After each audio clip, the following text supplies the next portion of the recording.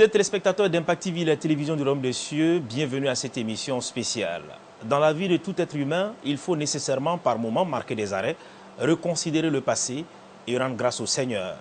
Savoir d'où l'on vient est très important pour se projeter vers le futur. C'est cet acte éminemment prophétique que le docteur Mamadou Philippe Karambiri, fondateur du Centre international d'évangélisation Mission intérieure africaine, a posé au début de ce mois d'octobre en se rendant en France, plus précisément à Toulouse. En effet, c'est dans cette ville, pendant qu'il faisait ses études en économie, qu'il a rencontré le Seigneur Jésus-Christ et il a fait de lui son sauveur et Seigneur personnel dans cette église des Assemblées de Dieu de France. Nous vous proposons de suivre cet élément. Toulouse, quatrième plus grande métropole de France. Nichée au pied des Pyrénées, entre l'océan Atlantique et la mer Méditerranée, la ville rose, comme on l'appelle, est le troisième pôle universitaire français. De nombreux étudiants africains sont passés par là, dont le docteur Mamadou Philippe Karambiri, aujourd'hui fondateur du Centre international d'évangélisation Mission intérieure africaine. Cette visite historique s'annonce pour lui comme un retour aux sources. Première étape, l'Université des sciences sociales, devenue aujourd'hui Université de Toulouse 1. C'est ici qu'il fit ses études en économie dans les années 1970. Donc c'est ici que j'ai fait ma licence en 1973, il y a 41 ans. Donc comme les premiers économètres mathématiques et statistiques appliquées à l'économie, à notre salle était à l'autre côté au premier étage et le grand amphithéâtre, l'économie générale, nous étions à l'intérieur. Donc c'est ici que j'ai obtenu ma licence et mon DES en 1973-75 où j'ai commencé le doctorat d'État en économie financière. Et ensuite, j'ai fait l'IAE, l'institut là-bas, et ensuite le commerce international qui se trouve au deuxième étage. Nous sommes dans l'ancienne faculté des sciences sociales, droit et économie, où nous avons fait ces années. Et nous étions là, donc le grand amphithéâtre, qui n'a pas beaucoup changé. Donc aujourd'hui, les jeunes gens qui sont là ne savent pas que c'est l'une des plus grandes facultés de droit et d'économie de France. En 1973, nous étions là et puis j'avais le cours d'économie générale dans l'amphithéâtre à gauche, le cours d'économétrie au premier étage là et le cours d'économie financière dans notre amphithéâtre. Comme je vous l'ai dit, c'est ici que j'ai obtenu ma licence, mon DES, et je me suis inscrit au doctorat d'État en économie financière. Donc ça fait 41 ans aujourd'hui que je reviens dans cette ville de Toulouse pour revoir l'Université des sciences sociales qui est devenue Université de Toulouse 1. Et c'est une grâce pour moi de pouvoir visiter cette université de laquelle sont sortis les grands intellectuels financiers de France et d'Afrique. Voilà, merci. Avec un caractère solidement trempé et de réelles dispositions, le jeune Mamadou Philippe Karambiri va entreprendre sereinement ses études universitaires à Toulouse avec une certaine défiance à l'égard de Dieu. C'est ainsi qu'il se présenta avec assurance à son examen de licence en économie, affublé de quelques fétiches. L'échec qui s'ensuivit fut sa première tribulation, ce dont le Seigneur se servit pour toucher son cœur. C'était un certain après-midi de juin en 1973. Et la rue Tamponnière lui rappelle quelques souvenirs forts émouvants, des souvenirs sur sa conversion au christianisme dans l'ancien site de l'église locale des Assemblées de Dieu de la ville. Cette fameuse rue, la rue Tamponnière, dans laquelle je suis arrêté actuellement, et le numéro 7 que vous voyez, le numéro 7 qui est là, c'est cette rue Tamponnière où il y avait la salle des églises Assemblées de Dieu de Toulouse. Et les souvenirs, c'est une émotion forte de savoir qu'à 41 ans, j'ai rencontré Christ Jésus dans cette salle-là, que depuis ce temps, vraiment, ma vie a été changée, bouleversée, et je rends grâce au Seigneur. Nous faisons partie des rescapés de la rue Tamponnière, parce que après nous, pratiquement, l'église n'a plus existé. On a déménagé, on est parti ailleurs. Mais Dieu nous a quand même gardés dans sa grâce et nous continuons le combat ici-bas encore. Nouveau converti, Mamadou Philippe Karambiri va apprendre à marcher avec le Seigneur Jésus et tout de suite sa vie de témoin va commencer à porter du fruit. Il n'hésite pas à partager l'évangile avec ses camarades étudiants de l'époque. C'est ici que, en tout cas, des centaines de jeunes gens ont reçu Christ de tous horizons, des Africains, des Européens, des Hispaniques, des enfants, des jeunes gens drogués, des soi-disant révolutionnaires, ont plié genoux devant Jésus-Christ dans cette salle-là. Et nous rendons grâce à Dieu. Donc il y a 41 ans, c'est ici, en juin 1973, que moi aussi j'ai plié genoux devant le Seigneur. Et je suis devenu chrétien. Et je suis revenu aux sources pour tout juste remercier le Seigneur pour la rue Tamponnière dont souvent je vous ai parlé. Cette fameuse rue, cette rue Tamponnière, et où nous sommes aujourd'hui à Toulouse. 15, place Arnaud Bernard. Le nom de cet endroit est chargé de beaucoup de symboles pour l'homme de Dieu. Retour dans sa chambre d'étudiant où il préparait son DES en économie financière en 1975. D'abord le 7 février, ensuite le 15 et le 21 du même mois, quelque chose d'extraordinaire va se passer dans sa vie. C'est là que du 7 février, 15 février et 21 février 1975, où le Seigneur Jésus-Christ m'a apparu, donc 3 semaines durant l'appel. Comment il s'est révélé à moi, il est venu dans ma chambre le 15 février 1975 à 6h35 du matin. C'est ici donc que je peux dire que vraiment mon appel s'est révélé. Donc cette fameuse place-là, la rue était là, nous montions et j'habitais là à l'étage. Donc c'était pour vous faire le point de ce que j'ai vécu à Toulouse pendant ces années-là, de 1973 à 1975, pour que vous sachiez que ce que je vous dis chaque fois a une base et qu'il y a des preuves pour tout cela. C'est la fameuse place Arnaud Bernard, comme cela que vous voyez.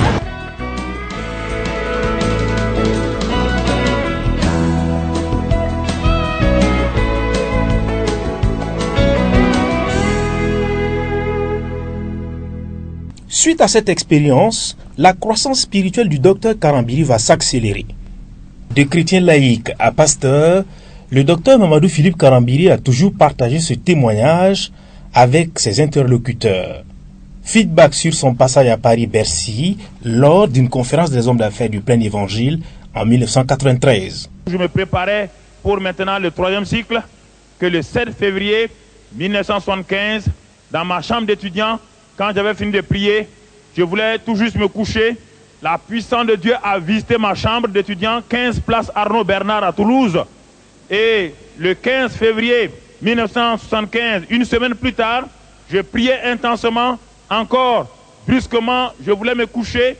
Quand j'ai voulu mettre ma tête sur l'oreiller, la présence, j'entends une voix, Jésus vient. Quand j'ouvre les yeux pour regarder, c'était une vision claire, ce n'était pas un songe. Je voyais tout, j'entendais les bruits. Brusquement, je vois le visage de Jésus. J'ai dit, Seigneur, purifie-moi. Il ne me parle pas. Et d'un seul coup, je vois qui? Je vois la personne de Jésus, là, à ma gauche. Et il s'est assis. Il m'a regardé. J'étais couché là, comme paralysé. Il m'a regardé avec amour. Et puis, à un moment donné, il a tendu son doigt. Il dit, voici, j'ai détruit les œuvres des ténèbres. Je te donne toute la puissance sur l'ennemi. Lève-toi et va. Doctorat d'État ou pas doctorat d'État, j'ai ramassé mes bagages, je suis rentré chez moi au Burkina Faso. De retour dans la ville rose, les Toulousains n'hésitent pas à faire jouer cette cassette, précieusement gardée depuis lors. Sur cette bande sonore, on peut entendre la voix du jeune étudiant de l'époque en train de chanter un cantique à l'Éternel.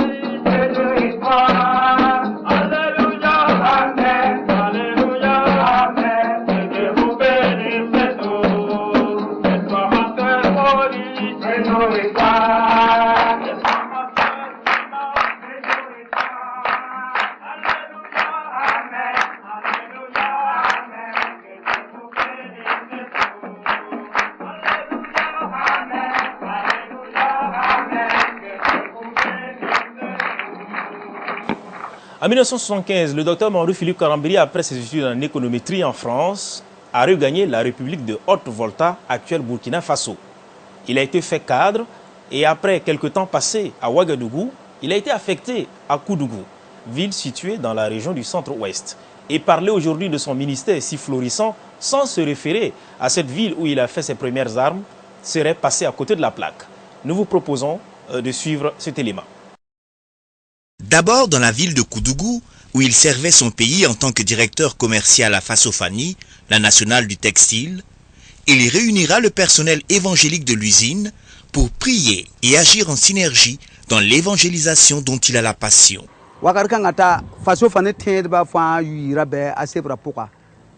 Association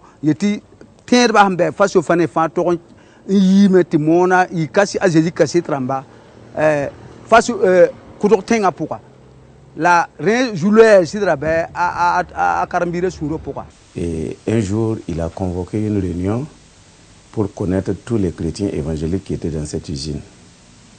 Et c'est là que, pour la première fois, nous avons été en contact avec lui. Et depuis ce jour-là, alors il a commencé, en ce temps, il faisait la prière dans sa maison avec sa femme et ses enfants, dans la cité de cadre de Fasofani.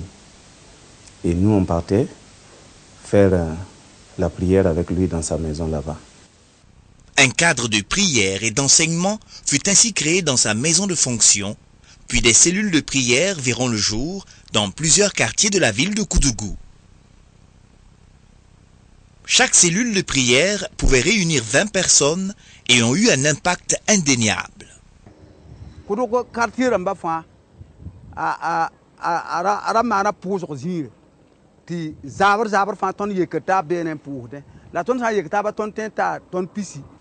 Évangélisant dans les villes et villages de la Haute-Volta d'alors, dans les pays voisins, tels le Mali, la Côte d'Ivoire, le Togo, cumulativement avec ses fonctions dans l'administration de son pays, le jeune Karambiri était aussi dévoué à la prière. Seul ou avec des frères en Christ, il passait des nuits entières dans le jeûne, la prière parfois dans des maisons abandonnées, parfois dans les cellules de maison, parfois dans les grottes de Koudougou.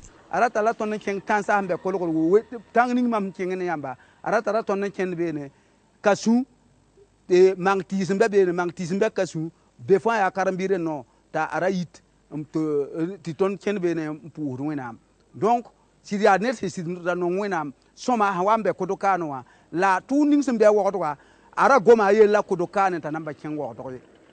L'obéissance à l'appel du Seigneur par le témoignage et la prière allait ouvrir un autre pan du grand plan que Dieu avait pour le jeune Karambiri et partant de tout le pays. Et Jésus voulait que maintenant les gens sachent que ses paroles sont esprit et vie. Et c'est pourquoi il enseignait ces choses. Cela semblait être nouveau pour certains. Et les gens disaient, mais les pharisiens disaient, mais pourquoi il enseigne, pourquoi il enseigne comme cela? Il y a 1980, le même banga. La 80 était qu'à pousse un petit coup kutokane. La bien voix baba yure, la François. Aratumdai Beibe, la Ayoyure, Ndaya Charles, Yambigo, ya Zegatran. Donc, Bamba Zegatran, bien qui me, ta pour bien to be vous. vers les années 81, vers 81-92. Il est temps que nous nous levons. Il est temps que nous tenons notre position de prince héritier, de sacrificateur. Dans leur consécration à Dieu et leur obéissance dans les petites choses, Dieu va mettre dans le cœur des époux Karambiri de créer le Centre international d'évangélisation Mission intérieure africaine, CIE MIA. Wakar ganga ta gomdam tin wina mzenga yenda ti ma tumde la tumda nan ta la panga yi ton nem korong ning rundo la renti tumda meng nampa anampa tarwen ro ba ayeti ayen wen la woto ne ya atumda bale han sad mon ko ya yene Gilbert Kabor ra kida we wa mon ko ya la bray yu kinda tansa poke mpude la mam mi sok men wakar kanga ngese directeur commercial le samba ha menga tu tondra mba mpai mpaman école mpaman école wotone la karmira tutunta he wakar kanga ya ton yeti no ngane no ngwena mbala. C'est ainsi qu'en 1984, le prédicateur laïque Mamadou Karambiri fut muté à Ouagadougou comme directeur général de Fassoyar, ex-Sovolcom, la plus grande entreprise commerciale d'alors. Dieu lui mit à cœur de créer un groupe de prière dans sa maison de fonction située au secteur 5 dans le quartier Koulouba et jouxtant l'aéroport international de Ouagadougou. D'abord familial, ce groupe de prière va vite grandir grâce à l'action d'évangélisation du couple Karambiri et de ceux qui vont le rejoindre plus tard pour atteindre 500 personnes en 1987 lors des réunions du mercredi et de vendredi soir. C'est ce groupe de prière qui va se formaliser en association culturelle baptisée CIE MIA et qui sera reconnu officiellement le 9 décembre 1987 par l'État burkinabé. Par sa reconnaissance en tant qu'association culturelle et son nombre, le groupe de prière a demandé et obtenu un domaine dans le quartier d'Assasco au secteur 28. C'est là que sera implanté le premier bâtiment d'église. À côté de cette église qui était provisoire, un autre a été érigé et inauguré en mai 1989, soit 5 mois après la pose de la première pierre, grâce à la contribution et celle seulement des membres du CIE MIA à l'époque.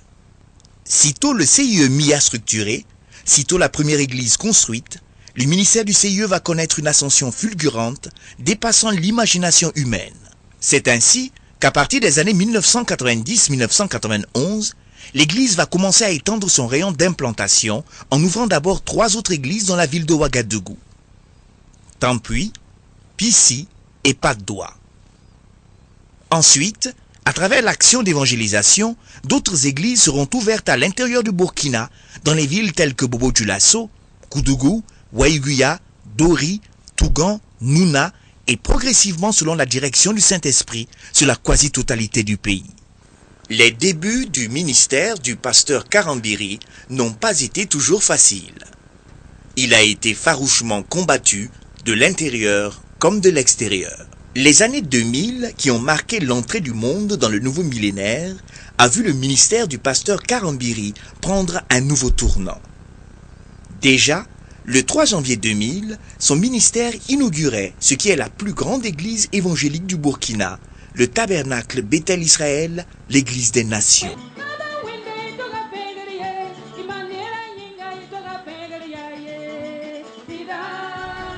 L'édifice de plus de 3000 places a été construit dans le temps record de 3 mois et sur la contribution uniquement des fidèles du centre d'évangélisation par la grâce de Dieu à hauteur de 160 millions de francs CFA. En 2001, le ministère du pasteur Karambiri a lancé ce qui est devenu aujourd'hui l'une des plus importantes écoles des ministres de Dieu au Burkina, la Conférence internationale des serviteurs et servantes de Christ de Ouagadougou, CISCO. En 2002, le ministère du pasteur Karambiri est marqué par la construction et la consécration le 7 mars de la première tour de prière de tout le monde francophone. Véritable camp militaire spirituel, la tour de prière, le Mont Carmel, outre qu'il permet de soutenir par la prière le ministère du pasteur Karambiri, vise à prier pour les besoins du corps de Christ, intercéder pour le Burkina et les autres pays du monde, intercéder pour un véritable réveil du corps de Christ. Les déplacements du pasteur Karambiri à l'international, dans l'exercice du ministère, est souvent l'occasion de sollicitations et de rencontres diverses avec des personnalités politiques. Suivez un bref tour de quelques-unes des rencontres. Addis Abeba, novembre 2003, à la Commission économique et sociale de l'Union africaine, où il s'était rendu pour un temps d'entretien sur le leadership africain avec des diplomates basés à Addis Abeba et les fonctionnaires de l'Union africaine, il a eu un tête-à-tête avec le président de la Commission de l'Union africaine, son Excellence Alpha Oumar Konaré. Mali, août 2006.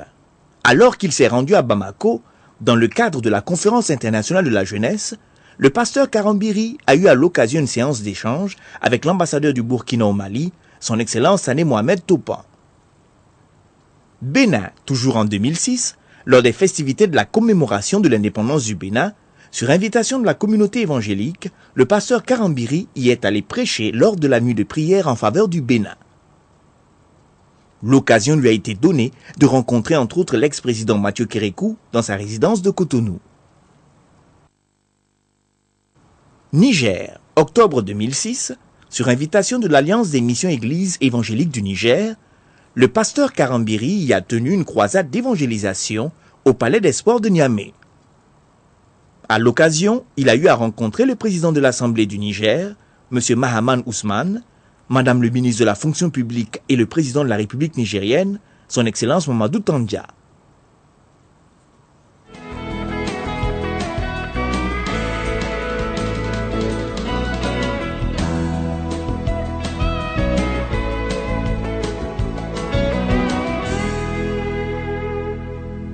Fort de ces 4 décennies de ministère, le fondateur du CIMIA, considéré aujourd'hui comme l'une des 10 voix qui comptent sur la galaxie évangélique de la planète par le quotidien français La Croix, a animé un séminaire spécial dans l'église qu'il a vu naître dans le royaume des cieux.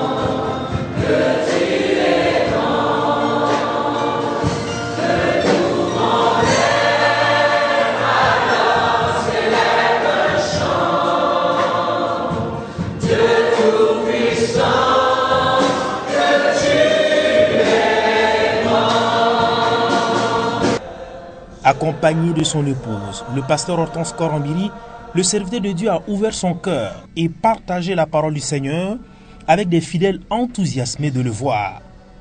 Pour son premier message, l'orateur a axé son enseignement sur le thème « Qui a cru à ce qui nous a été annoncé ?»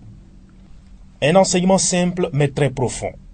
Les Toulousains ont pu délecter la parole de Dieu et chacun devait à la fin de la séance répondre à cette interrogation « Qui a cru au message de l'Évangile ?» et qui a reconnu le bras de l'Éternel à travers le sacrifice de son Fils à la croix de Calvaire. La Bible rapporte qu'au temps d'Ésaïe, la prophétie donnée sur la naissance miraculeuse du Fils de Dieu par le biais d'une vierge n'avait pas été favorablement accueillie.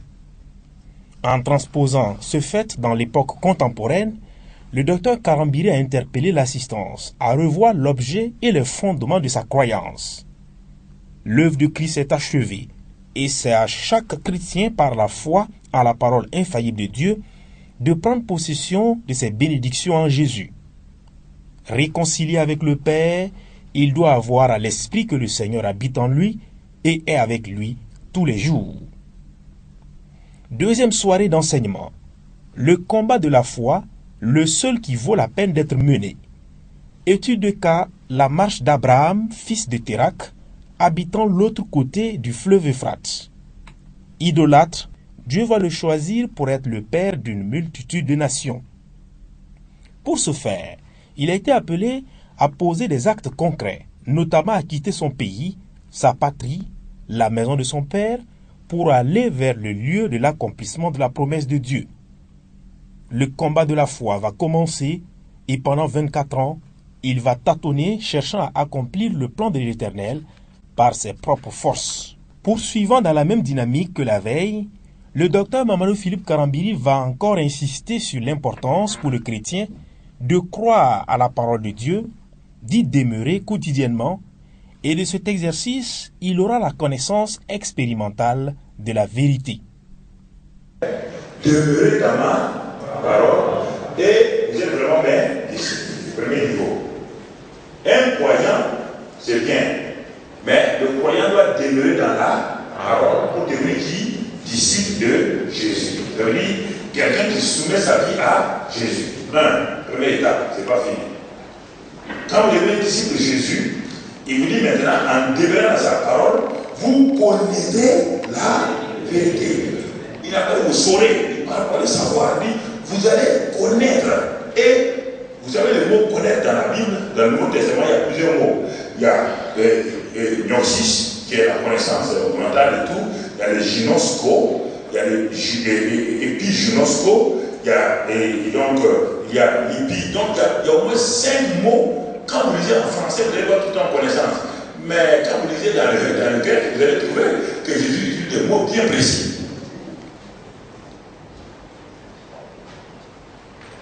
Il n'utilise pas les mêmes mots. Jésus dit ici, dans ce passage-là, vous connaîtrez, vous allez expérimenter la vérité. La vérité, c'est qui? Ce n'est pas une théorie, c'est une personne. Il a dit, je suis la vérité. Quand vous êtes disciple de Jésus, vous allez expérimenter Jésus le Maître. C'est ça que ça veut dire ce verset-là. Vous connaîtrez la vérité. On n'a pas dit vous saurez.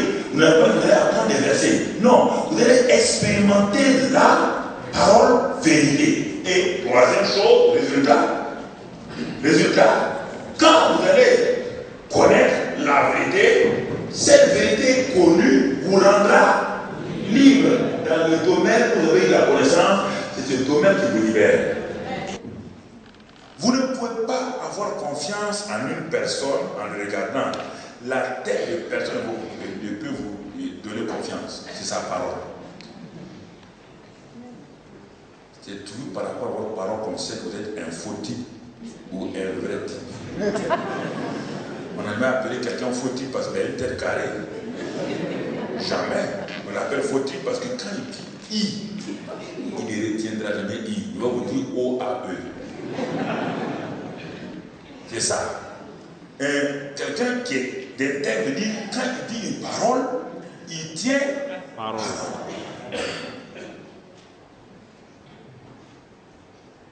Et tant que, mon ami, tu ne croiras pas que Dieu est ainsi, toi et Dieu, vous pouvez marcher ensemble.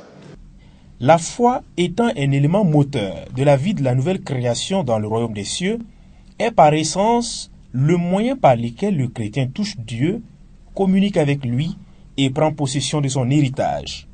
Dans les évangiles, le récit sur le paralytique et ses 4 compagnons est évocateur. Le culte dominical au cours de cette mission de Toulouse a été un temps de rafraîchissement spirituel. À cœur ouvert, le serviteur de Dieu a abordé le thème sur le premier amour.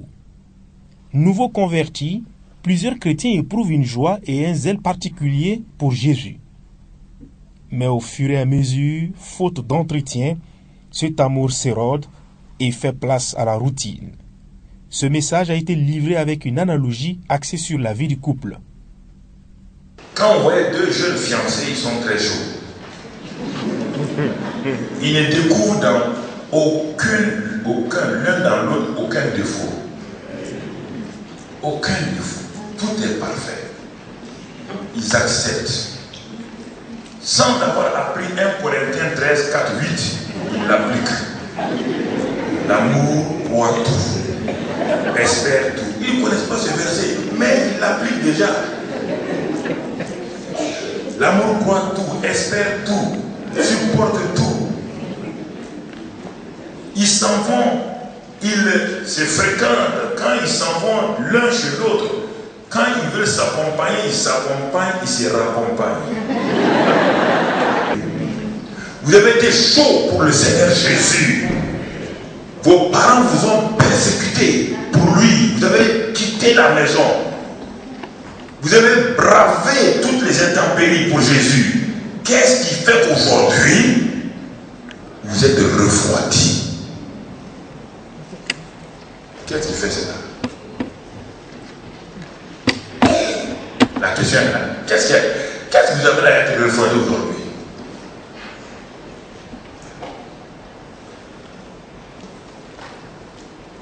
En toute chose, il y a une retraite. Le seul domaine où il n'y a pas de retraite, c'est l'amour. Réactiver le premier amour, voilà l'appel lancé aux fidèles de l'Église. Aimer Dieu de tout son cœur, de toute son âme et de toutes ses forces doit être la première des priorités dans la vie de tout chrétien. Avec cet amour agapao, le combat de la foi se mène avec brio. Dernière session de ce séminaire spécial. Le docteur Karambiri veut laisser des clés entre les mains des Toulousains. Des clés pour accéder eux-mêmes à la guérison divine sans forcément s'attendre à la prière d'un serviteur de Dieu. Au cours de ce séminaire spécial, les participants disent avoir reçu l'attouchement divin.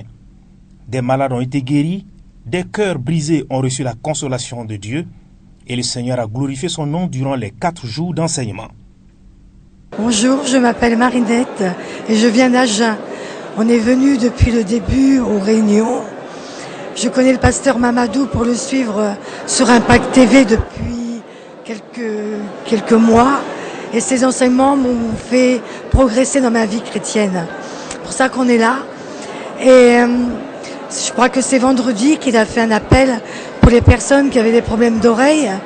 Alors depuis plusieurs mois, même années, j'ai des problèmes d'acouphènes, de surdité.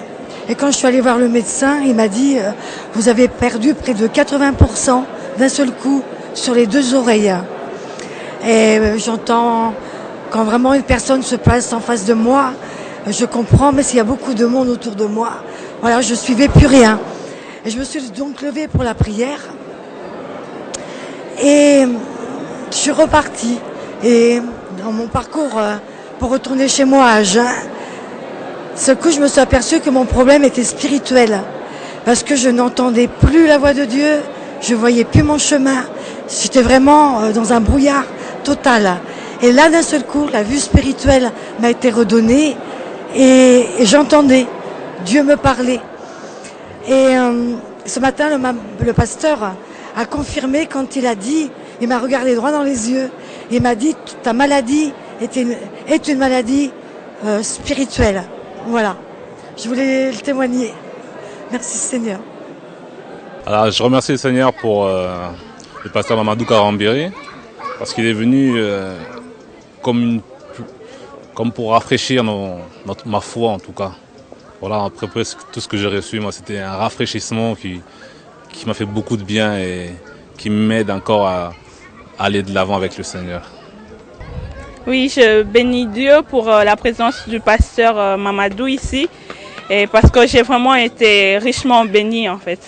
Aujourd'hui, je me suis vraiment retrouvée dans ce qu'il a dit, dans ses témoignages, et j'ai senti cette ferveur ou cette présence divine pendant qu'il prêchait. Et je demande à Dieu de lui bénir, et afin que nous tous, nous puissions encore être bénis, et qu'on devienne aussi des anciennes comme lui, il est ancien de Toulouse.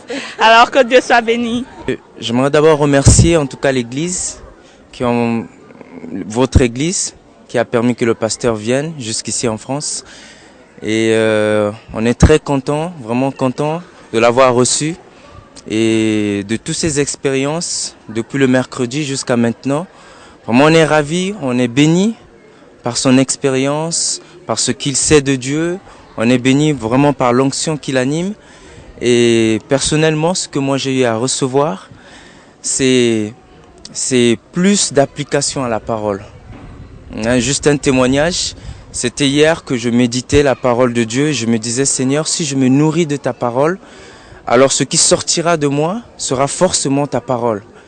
Et lui, dans une réunion, le pasteur Mamadou, il a répété la même chose que j'ai eu à méditer. Et donc ça m'a beaucoup encouragé à demeurer dans la parole. Donc un message pour vous remercier à toute l'église, au pasteur Mamadou, vraiment que le Seigneur continue à le bénir et espérons le voir encore dans les prochains jours. Voilà, que Dieu vous bénisse. D'abord, je vous remercie d'être venu en France. Moi, je ne suis pas de Toulouse, je viens de Perpignan. J'avais appris ça le mardi, c'est qu'il y a le pasteur qui arrive. Mais là, franchement, j'ai reçu, je ne sais pas comment vous le dire, hein, l'amour de Dieu qui m'a vraiment plus envoyé encore de plus. Là, j'ai fait un courrier à monsieur, au pasteur, mais là, ce matin, sa parole, la grâce de Dieu, a fait que le courrier, franchement, je vais le déchirer. Là, franchement, je me suis vue avec la parole de Dieu qui m'a vraiment touchée. Que maintenant, je ne sais pas comment vous le dire, quoi. Mais, franchement, je remercie le bon Dieu de m'avoir vraiment touchée. D'accord. Touchée, franchement, touchée. Et je remercie le bon Dieu d'avoir inspiré le pasteur Mamadou pour nous autres, franchement, qui cherchons depuis Dieu par-ci, par-là. Mais ce matin, sa parole, à travers Jésus-Christ, m'a vraiment touchée. Et je n'ai plus maintenant aller voir maintenant un pasteur passer par là pour dire, prie sur moi. Non. Il n'y a seulement que Dieu et moi maintenant. Voilà. J'ai été fortement encouragée, voilà, à aller plus loin dans la vie spirituelle. J'aime Dieu de tout mon cœur. Voilà, c'est apporté avec simplicité et on sent vraiment que cet homme est inspiré par l'Esprit de Dieu. Voilà, qu'il soit béni. Voilà, depuis mercredi soir, je suis là et je suis heureuse vraiment de ce que ce pasteur soit venu dans notre église pour nous donner de la motivation encore, vraiment de chercher encore plus en profondeur dans notre quotidien et c'est bien qu'il ait insisté sur la parole de Dieu parce que c'est vrai que des fois on la néglige un peu, des fois on croit que c'est un livre comme tous les autres mais c'est vrai que c'est tellement important et je suis heureuse qu'il ait insisté sur ça parce que moi ça m'a permis vraiment d'avoir plus d'assurance vraiment parce que c'est vrai que c'était la période où je doutais un peu, où c'était un peu plat et dans ma vie spirituelle où je me disais est-ce que Dieu me parle et là vraiment ça m'a remotivée, ça a redonné de l'énergie dans ma relation avec le Seigneur et merci vraiment, merci beaucoup. Je veux simplement remercier le Seigneur pour ces moments de partage avec notre missionnaire. Ce qui m'a touché par rapport à ce qu'il a dit, c'était samedi, c'était sur le fait qu'il faut dépasser ses rêves et j'ai pu l'expérimenter avec Dieu et par rapport à ce message, ça me donne envie de continuer et ça m'a touché ce message. Donc je remercie notre frère, toute l'équipe, mais remercier le Seigneur avant tout parce que je suis designer aujourd'hui et si aujourd'hui je suis designer dans l'aéronautique, c'est parce que Dieu a été dans ma vie quelque chose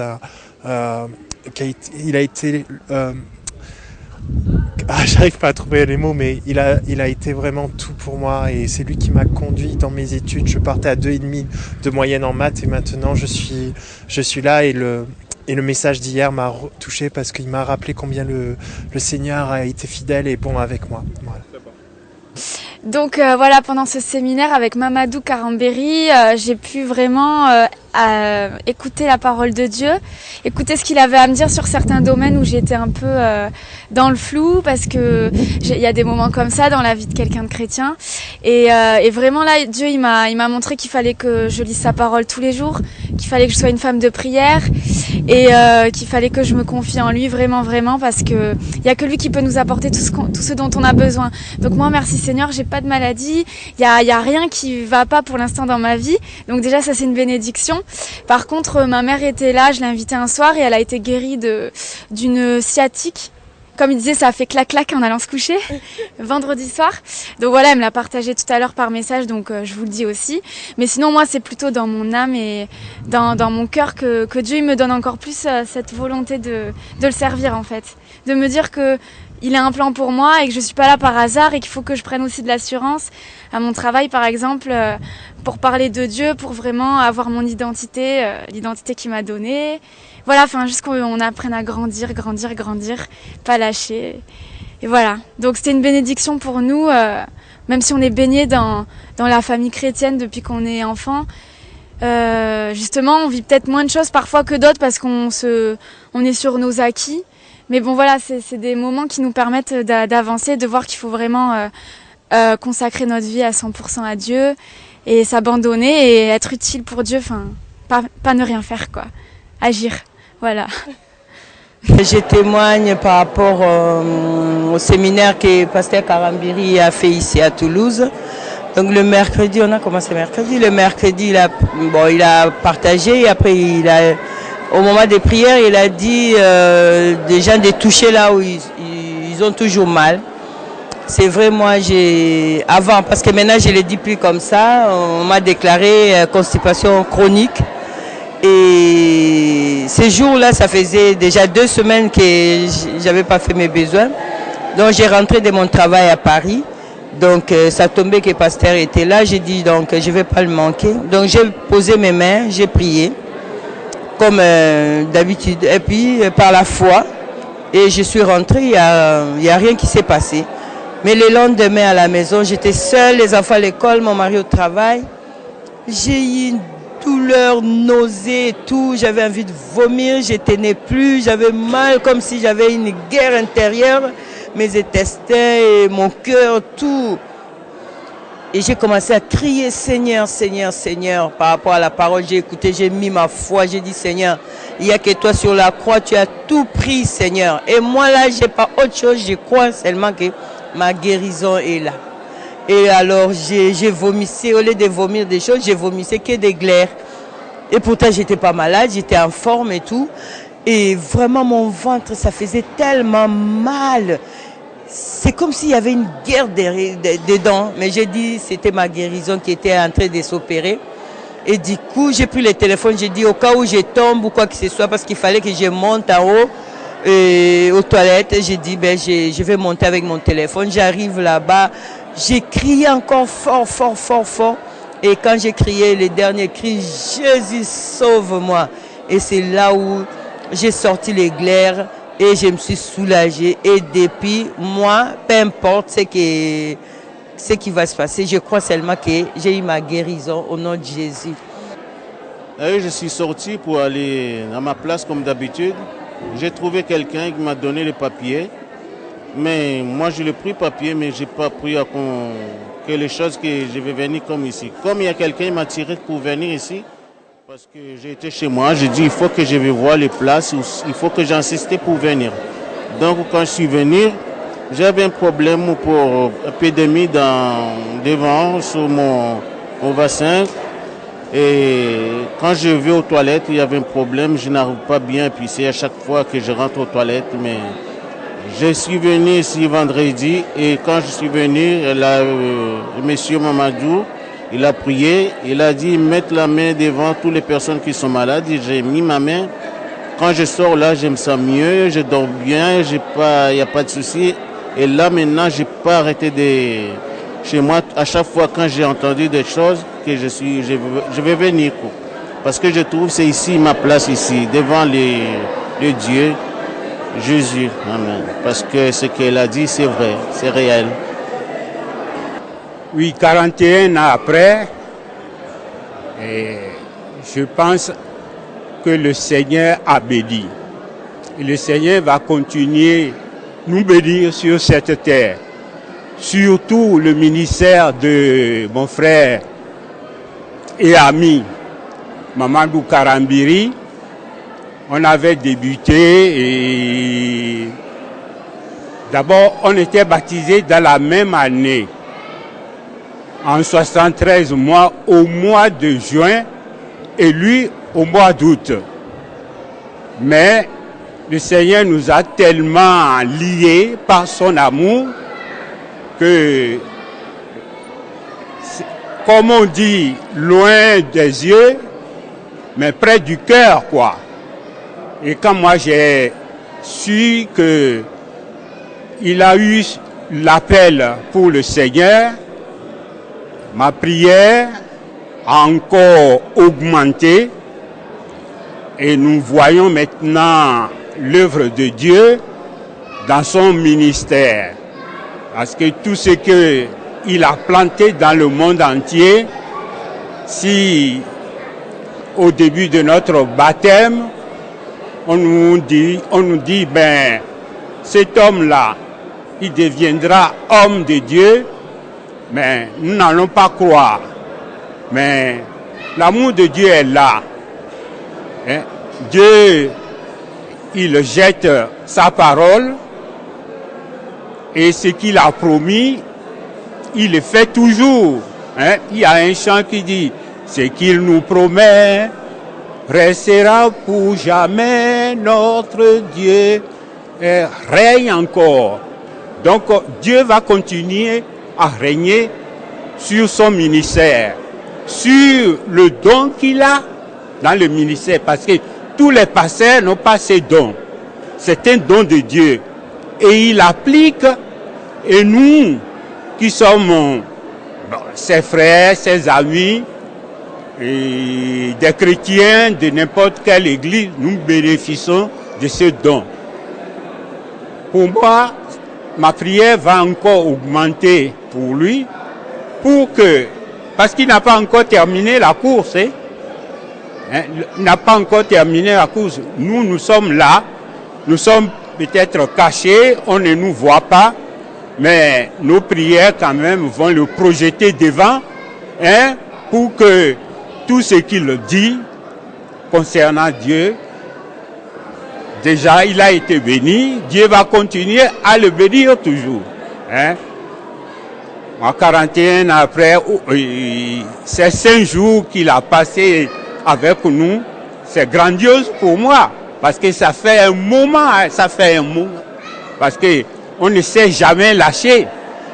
On se téléphonait, même je vais même ailleurs pour le voir, et tellement je priais pour qu'il revienne à la source. Le voilà la source, et ce qu'il a apporté pendant ces 5 jours à l'église de Toulouse, c'est grandiose. Je ne peux que remercier le Seigneur pour ses bienfaits, pour son amour, pour tout ce qu'il nous fait. 21 ans après, c'est beaucoup d'émotions. Je me rappelle effectivement les premiers pas dans la foi de Mamadou Karambiri. Mais je bénis le Seigneur parce que je vois que le feu qui a été allumé il y a 41 ans est toujours aussi puissant. Il s'est même développé et je bénis Dieu. Je me suis réjoui pendant ces jours que la parole de Dieu est toujours le fondement de sa vie et de sa prédication. Et je bénis Dieu et je demande au Seigneur de continuer à le bénir et à le garder. Et ce qu'il nous a demandé de prier pour lui, pour qu'il reste dans l'humilité, dans la sainteté et dans la soumission, dans l'obéissance, c'est ma prière de tous les jours depuis plus de 40 ans. La mission de Toulouse est terminée. Avec ce retour aux sources, le docteur Mamadou Philippe Karambiri a mis en application l'un des principes clés du succès, ne jamais oublier d'où l'on vient, toujours considérer les anciens sentiers et abonder en actions de grâce pour les hauts faits du Seigneur.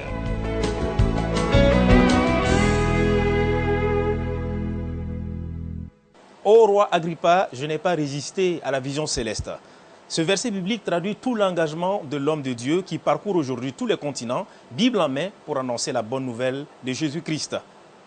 Et donc aujourd'hui, vous avez revisité avec nous quelques pans de l'histoire de cet homme qui s'est donné corps et âme à l'œuvre du Seigneur. Et nous pensons que vous avez passé de bons moments en notre compagnie. À la prochaine pour une autre émission spéciale sur Impact TV, la télévision du Royaume des Cieux.